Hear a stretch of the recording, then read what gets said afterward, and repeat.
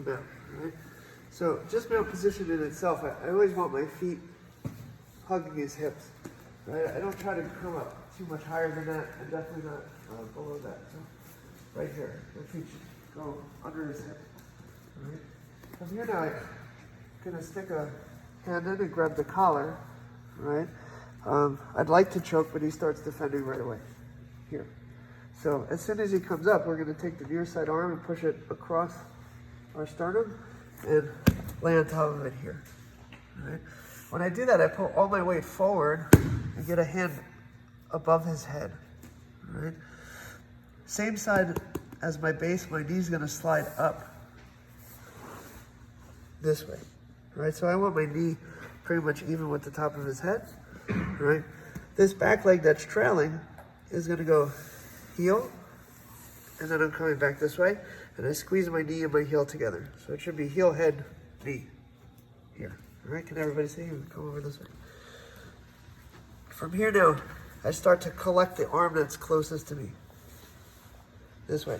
And I do it in a manner where I'm really high on his wrist, right? Because as we fall for arm lock, I don't want him starting to grip himself up to defend, right? So we're gonna come up, and you can grab your collar or just keep your hand in a fist high by your shoulder here, right? This collar side arm is gonna come out, and I'm gonna put my hand in front of his hips, right? This back leg's gonna pretty much almost like shave his face here. I go into squeeze knees, and then I roll off of him. I don't want to fall off of him, all right? Because I want to stay close. He has a very long way to run if he wants to defend. And then from here, the hand's so high I couldn't hold it. I bring my heels down, squeeze my knees, and we fall into arm lock, all right? So, we're in the mount position, hand fighting, and I grab in the collar, all right? He starts to defend. I push his elbow across, right? And then I lay on it here. Keep this hand above his head. I'm gonna slide my knee up, and my body pushes his elbow up to me. See how that arm got pried away from his ribs here? As that's happening, this is gonna come in. If his arm is still in there, I'll pick it up and squeeze him down here. I collect his arm, hand goes here. Later on, once you keep your balance, you can put it back behind him. All right, for now, just keep it here.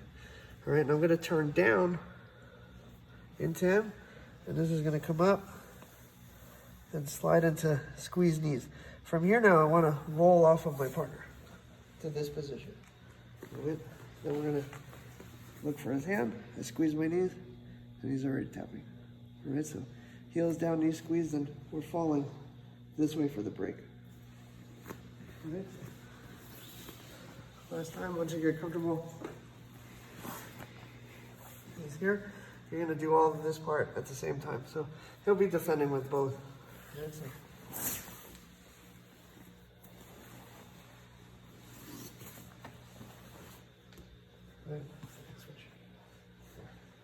All right, that's what it'll turn into eventually. All right, so just step by step, nice and easy. All right, ready? 1, 2, 3.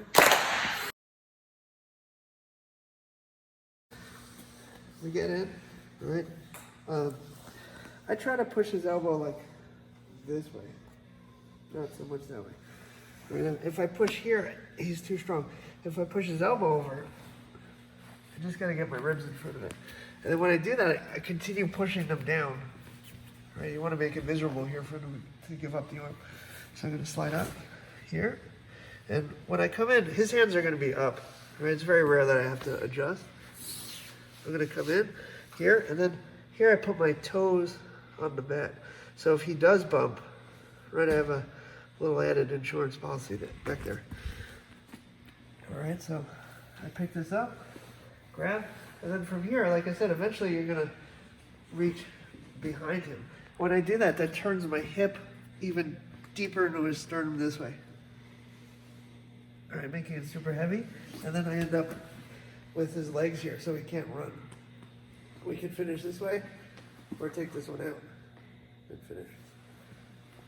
All right, so Once again, we're here.